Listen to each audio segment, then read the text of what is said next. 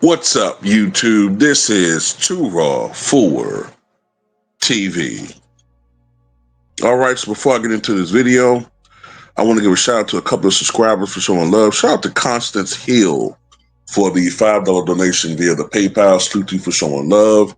And I will check out your live stream tomorrow. And also shout out to Xavier Mitchell for the $5 donation via the PayPal as well. Thank you for letting me know about this situation here with Marc Lamont Hill, I think his name is. So Marc Lamont Hill is more known for being a political and social commenter, you know what I'm saying? And I remember him from CNN. I think he was fired from CNN. And I remember him being in the news recently for being attacked on stage with pepper spray by some bipolar chick who, you know what I'm saying? And the thing about it is Marc Lamont Hill goes out his way to cap for women. So, you know, that goes to show you how that works out most of the time. But for whatever reason, Marc Lamont Hill, who is pretty much known for being a guy that you can depend on to get paid to speak from a script, a grifter, as I'm putting it. Because at this point in time, there's no doubt about this. This is a organized effort to denigrate the memory of Kobe Bean Bryant. And, you know, we all know where this is coming from. It's coming from a place of extreme insecurity. It's coming from a place of evil.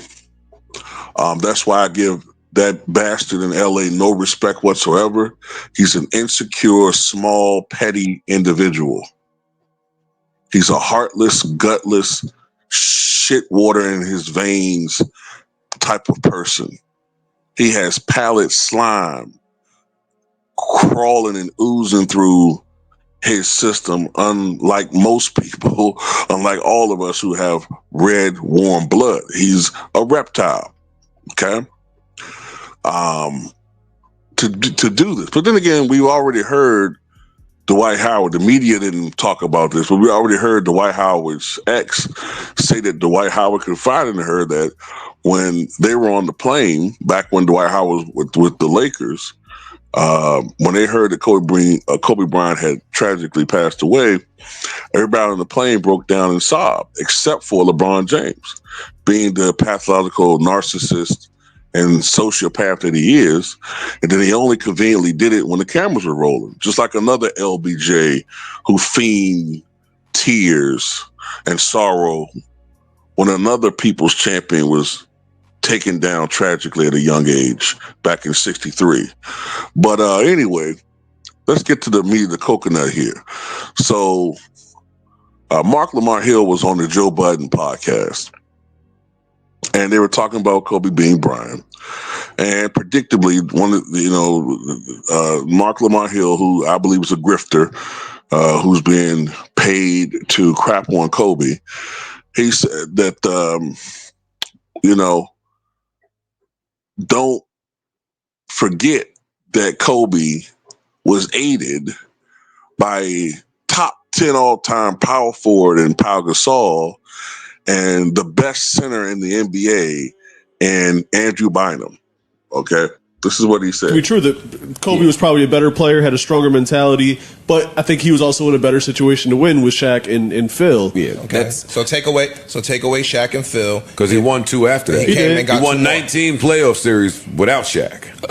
Yeah, but he had one of the 10 greatest power forwards of all time, and he had the second best center in the league on his team. Who was the 10 greatest power forwards? Pau Gasol? He was good. Great. Hall of Famer? Approaching great. Is he in there? Yeah, he's in the...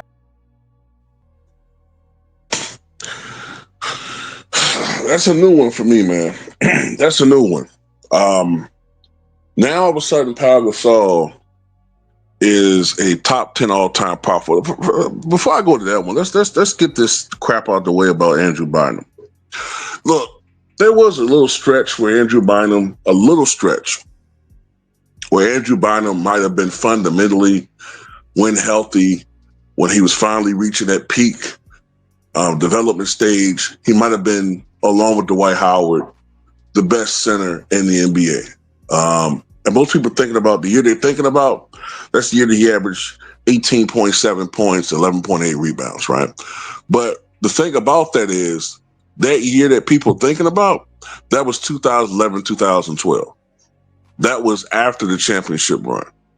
And then the very next year, he missed the entire year because of his knees. And then ultimately, I think he was traded to the Pacers. He lost interest in basketball, and we haven't seen him since. Last time I saw Andrew Bynum, he was on the bench with the Pacers with the Bruce Lee haircut. You know, what was that, like 2013, 14? So, no. These are the facts about Andrew Bynum. In the NBA Finals with the Lakers, okay, Andrew Bynum, the supposed best center in the league that Marc Lamont Hill talking about, averaged 6.8 points, 4.8 rebounds, and 1 block in 12 playoff games with the Lakers.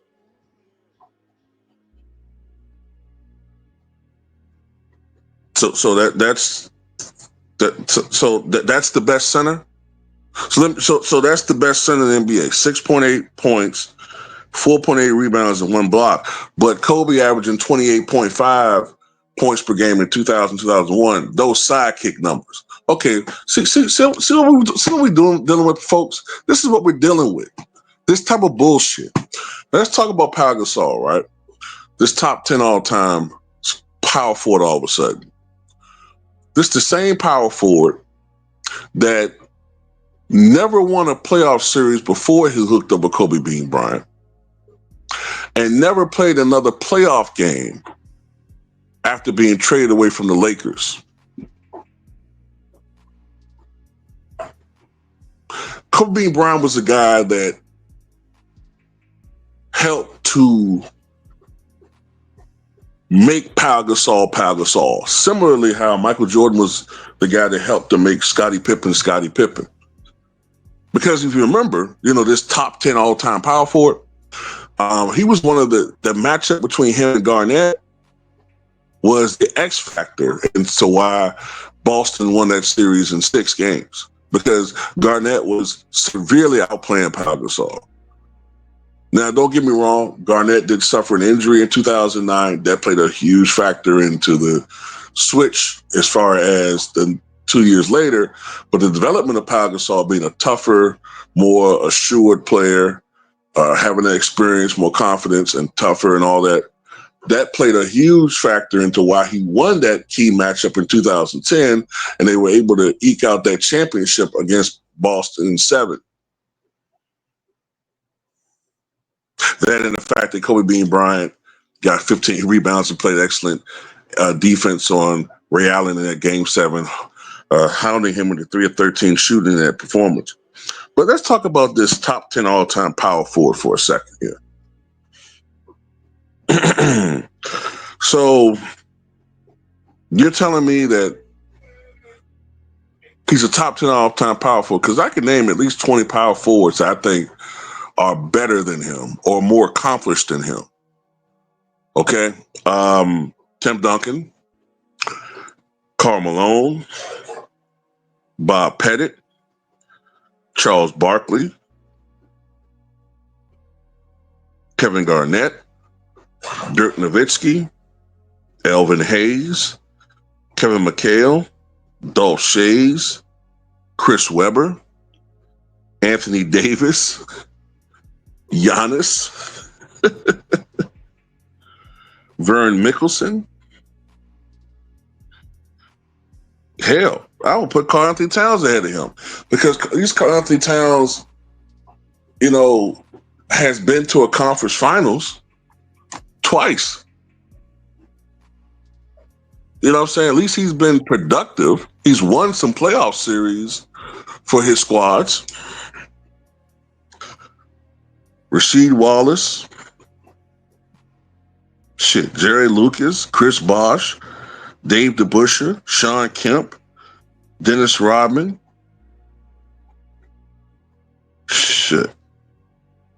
You know? Hell, Connie Hawkins.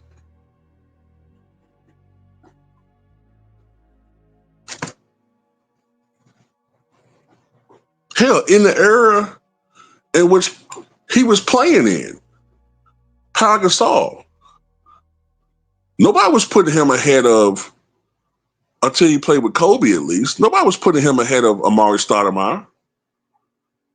People didn't put him ahead of Kevin Love, Minnesota Timberwolves version of Kevin Love. Hell, people was putting Zebo ahead of him.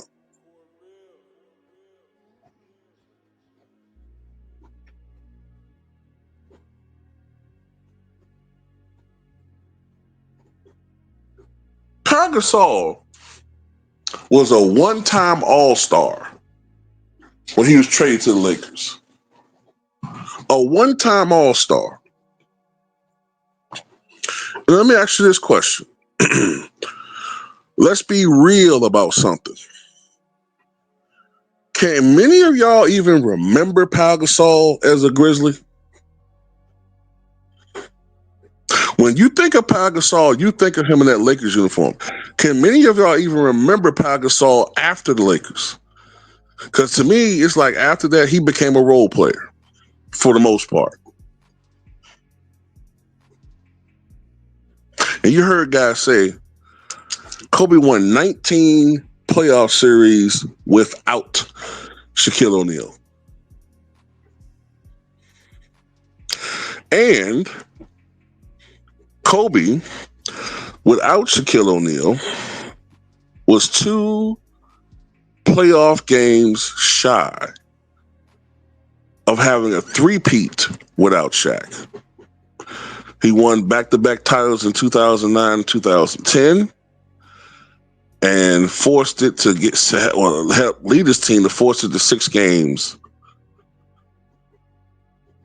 albeit a loss in that game 6 against Boston in 2008. And that's having a team that did not have Andrew Bynum, the role player. And I think they were without, what's that other guy, man? Trevor Ariza. So they were short. Meanwhile, Shaq's one title without Kobe came when he was playing with Dwayne Wade, having the best statistical series of his career.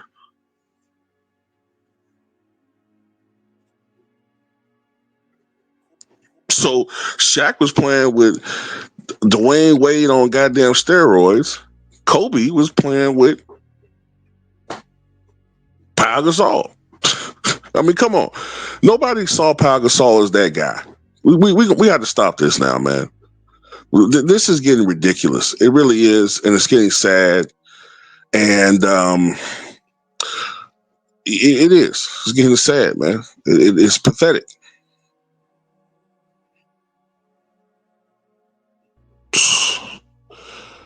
Marc Lamont Hill, I only got one thing to say to you, man. Oh, brother, this guy stinks!